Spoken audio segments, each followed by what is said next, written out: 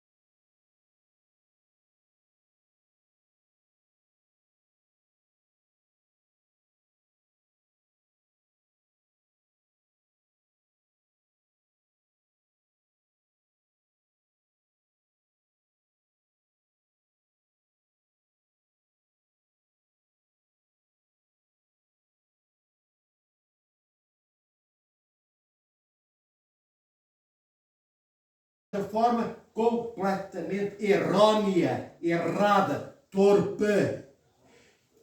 Mas porquê é que Cristo pergunta aos anciãos? Ponhamos-nos nós essa questão, a nós também. Porquê é que Cristo pergunta aos anciãos e aos sacerdotes do povo o que é que o senhor da vinha iria fazer quando soubesse que lhe mataram o filho? Não sabia já Cristo qual era a resposta? Sabia. Só que o povo, na multidão daquele 1 milhão de pessoas, 1.200.000, não conheciam a resposta dos sumos sacerdotes. E então o Senhor, com esta pergunta, o Senhor é Cristo, o Senhor, nosso Deus Salvador Jesus Cristo, ao fazer esta pergunta, quis que os sacerdotes revelassem o que ia no coração deles, que os anciãos revelassem o que ia no seu coração, para que o povo soubesse que esta era a imagem que uns e outros anciãos e sumos sacerdotes tinham do seu Deus. E qual era a imagem que os anciãos e sacerdotes tinham de Deus? Um Deus vingativo, um Deus que pune, um Deus terrível, um Deus que mata, um Deus que esfola, porque ele responde, mataram-lhe o filho, agora o senhor da vinha matará aqueles que mataram o filho. Porque esta parábola, amados irmãos e irmãs, tem um dono da vinha. O dono da vinha é Deus. Por isso é que se chama parábola. O dono da vinha significa Deus. A vinha significa o povo de Israel. Não é? Os agricultores, os sumos sacerdotes, os agricultores a quem o senhor da vinha, que é Deus, alugou a vinha. Os agricultores são os sumos sacerdotes e os anciãos de Israel. Então esta parábola é uma imagem de Deus, do povo de Israel, dos sacerdotes, dos sumos sacerdotes, e do próprio Filho de Deus, nosso Senhor Jesus Cristo, que se entregaria na cruz, depois, logo a seguir, por todos nós daquele tempo, dos tempos anteriores e dos tempos daqueles que ainda não nasceram. Aquele filho enviado pelo dono da vinha que é Deus, aquele filho que vai para receber os frutos da renda da vinha.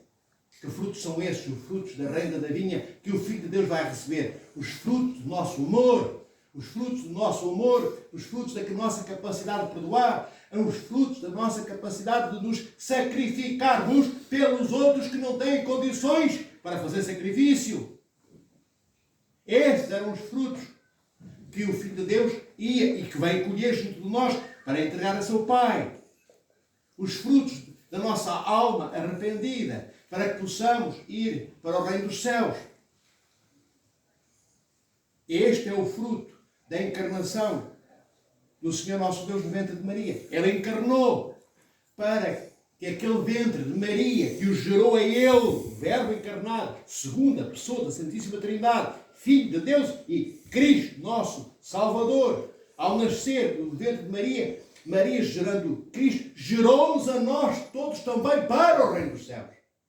Esta era a recolha que o Senhor da vinha pediu ao seu filho que fosse cobrar aos lavradores.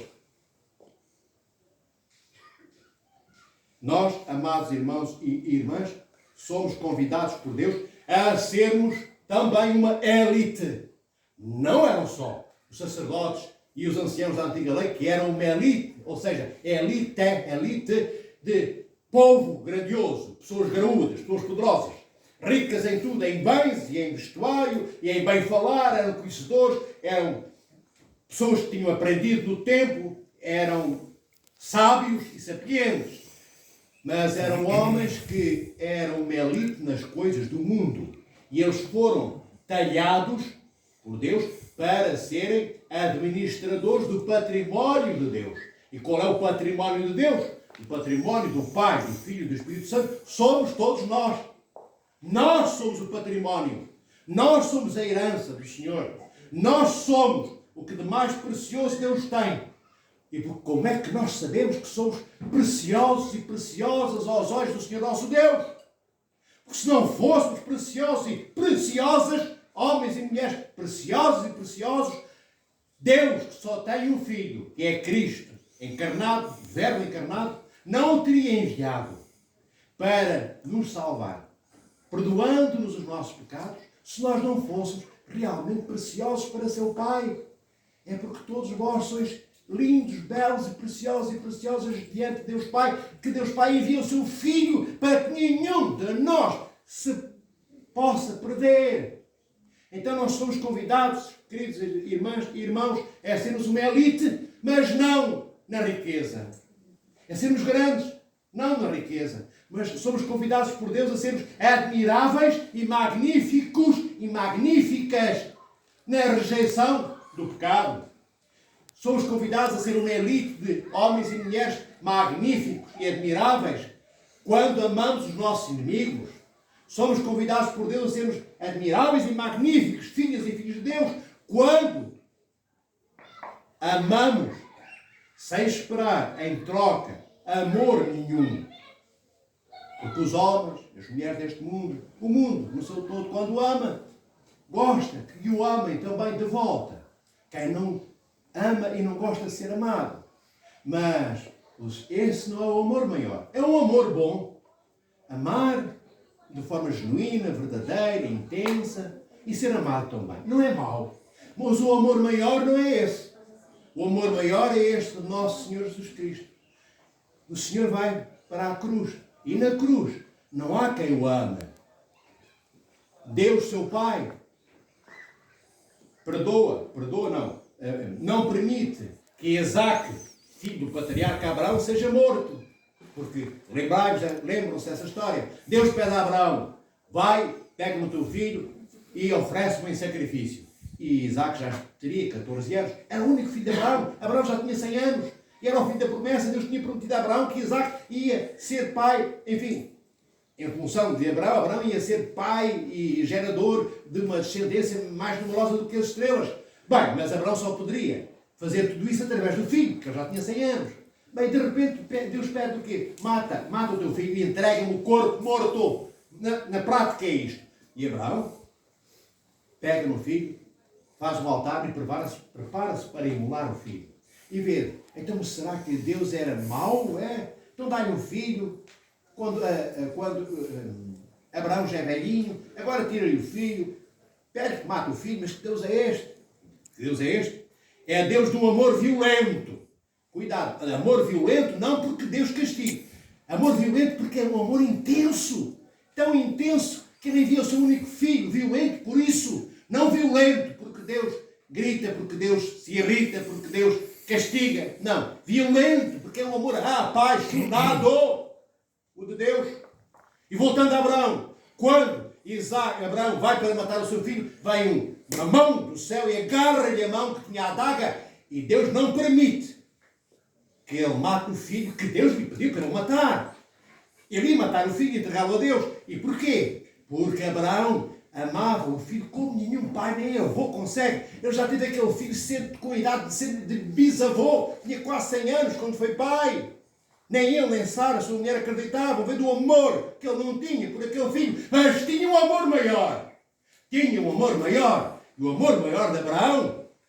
E vê, o amor pelo filho era maior do que o amor por todo o cosmos, planetas, galáxias, quasares, buracos negros, matéria negra, energia negra, tudo junto que existe no cosmos, plantas, golfinhos, borboletas, vagalumes, tudo. Abraão amava, e acima de tudo isto amava o seu filho, mas amava mais a Deus, porque fora Deus a vida que deu vida à secura daquele ventre que era a sua mulher Sara, que era praticamente a idade dele. E daquelas rugas, já não eram rugas no rosto que Sara tinha, eram rugas no útero, rugas no ventre, estava seco, aquele ventre não podia mais gerar vida, e Deus devolveu a beleza à barriguinha, ao útero, aos ovários de Sara, e ela deu a vida a Isaac. Bem, é este amor todo que pai e mãe, Sara e Abraão têm pelo seu filho, que mesmo assim fazem com que ele vá entregar o filho a Deus, Abraão. E Deus, já lá chegamos à outra história, porque para perceberdes porque é que eu vos estou a contar esta. E Deus impede, não mata Isaac.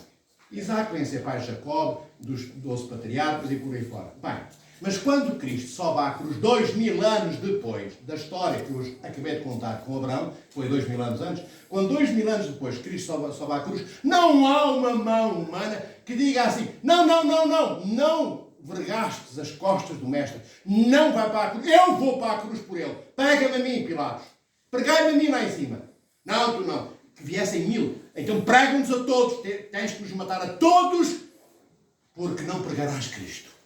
Mas não houve um que desse a vida para o mestre.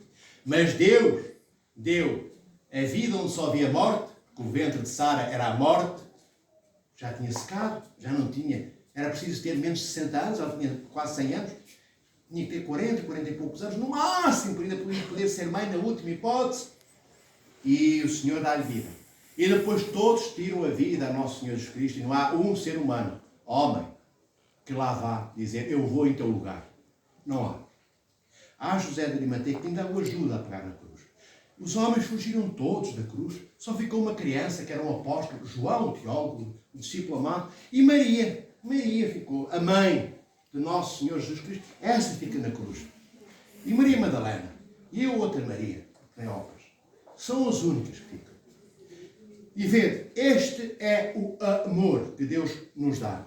É um amor não apenas para que nós aprendamos a amar-nos uns aos outros, e é por isso que temos que começar, ninguém entra no reino dos céus, odiando o seu amigo, não amando a sua família, não amando as pessoas fora do seu sangue, vizinhos, colegas de trabalho, não estimando, não honrando a sua palavra. E honrando a sua palavra significa estar disponível para os outros, não só para si próprio, sobretudo não para si mesmo. Quem não fizer isto não entrará no reino dos céus. Então, nós somos, queridos irmãos e irmãs, chamados a sermos uma elite de seres humanos. Como eu disse, pessoas magníficas, admiráveis, como eu disse, pessoas raras. iguais à raridade da Mãe de Deus. Porque Maria é o exemplo daquilo que nós não somos ainda e somos chamados a ser. Cristo disse que todos nós podemos fazer obras iguais às dele e maiores do que as dele. Nós pensamos como é que isso é possível. Diz Cristo no Evangelho, não sou eu. É Cristo que diz na Bíblia, na Sagrada Escritura. Podeis fazer obras iguais às minhas e maiores do que as minhas. Bem, temos o exemplo. Maria fez. Maria cumpre esse desígnio informativo, essa informação que o Senhor nos dá. Nós podemos ser, de facto, o que Cristo é. Só não podemos ser o que Cristo é na sua divindade, porque Ele é Deus por natureza. Isso nós nunca seremos. Mas nós seremos deuses como Deus é, menos na natureza divina. Seremos deificados, como diz Santo Atanásio de Alexandria, Santo Ireneu de Leão, Santo Hilário de Poitiers, Santo Inácio de Antioquia e tantos outros padres. Mas ninguém será Deus como Deus. O que é que significa a divinização? É adquirirmos toda a graça de Deus em nós, não deixamos de ser isto carne e osso, transfigurada como o corpo de Cristo depois da ressurreição. Teremos um corpo em tudo idêntico, igual ao de Cristo. Teremos carne e ossos, como Cristo diz a Tomé. Cuidado que eu não sou um espírito. Cuida que eu não sou um espírito. Eu tenho carne, tendões e ossos. Mas o corpo de Cristo já não era exatamente o mesmo de antes da ressurreição. Depois da ressurreição, Cristo atravessava as paredes e também comeu com os apóstolos em Emaús, com os discípulos. Então, é um corpo que não está limitado pelos condicionalismos deste mundo. Esse é o corpo que nós vamos ter depois da nossa ressurreição, no dia do juízo final. Mas para isso, temos que ser admiráveis e magníficos e magníficas, a amar como ninguém, doar-nos como ninguém. Não há, amados irmãos, ressurreição sem passar pela morte. Também não há santidade sem passar pelo sacrifício. Deus deixou de ter o que tinha. Deus, o Verbo, a segunda pessoa. O Senhor despiu-se, despojou-se. Sabem o que isto é? Da sua majestade, da sua glória, que tinha junto do Pai, à direita do Pai. E quando encarna, o Senhor diminuiu-se. Há uma palavra teológica que se chama kenosis. Sofreu um esvaziamento. Ele diminuiu-se de tudo. Despiu-se de toda a majestade e glória para ficar nu de tudo isso e assumir a miséria humana do que nós somos. Nós também temos, para ir para o reino dos céus, de estarmos nus neste mundo. Nus de vaidades, nus de bens materiais também. Não tem que ser tudo. Bom era que fosse tudo. Porque aí era mais rápido a vossa entrada no reino dos céus. Mas de alguma coisa temos que nos desapossar. Não podemos querer todas as coisas materiais. Mais devagarinho repetirei. Não podemos querer todas as coisas materiais e ainda assim entrar no reino dos céus. Não entram castelos, nem carros topo de gama, nem milhões ou dezenas ou centenas de milhares de euros nas nossas contas. As nossas contas não entram pelas bancárias, não entram pela porta do reino dos céus. Nem as nossas casas, nem os nossos campos, nem os nossos muitos bois, muitos burros, muitas vacas, muitas mulas, muitas éguas, muitos cavalos de corrida, seja o que for, campos de golfe, nada disso entra no reino dos céus. Bem, nada disso entra já no caixão. Sabem qual é o tamanho do caixão? Tem a medida exata do nosso corpo. Não há caixões para levar 10 pessoas lá dentro. Os caixões só levam aquele morto.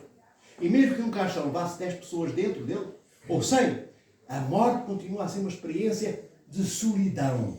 Eu morro sozinho ali. Não tenho ninguém dentro do túmulo com quem conversar. E se tivesse, não tinha boca que se mexesse para dizer uma palavra. Amigo, como estás? A boca daqueles que estão no caixão, queridos irmãos e irmãs, são os amores que deixamos nesta vida. São os familiares, pai, mãe, irmãos, amigos.